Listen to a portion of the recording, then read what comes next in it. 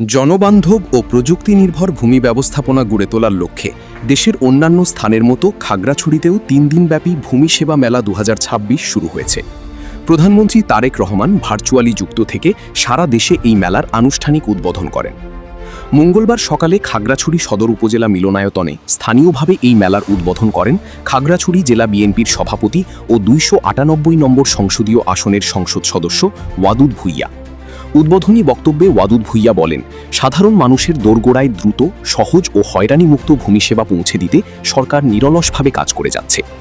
প্রযুক্তি নির্ভর ভূমি ব্যবস্থাপনা চালুর ফলে জনগণের ভোগান্তি অনেকাংশে কমবে এবং সেবার মান আরও উন্নত হবে।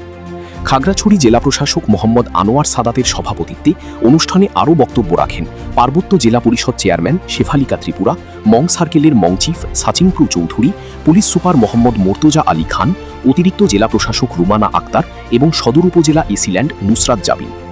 বক্তারা উল্লেখ করেন যে ভূমি সংক্রান্ত বিভিন্ন সেবা সম্পর্কে জনগণকে সচেতন করতে এবং অনলাইনে নামজারি, খতিয়ান ও ভূমি উন্নয়ন কর সহ ডিজিটাল সেবাগুলো সহজভাবে উপস্থাপন করতেই এই মেলার আয়োজন।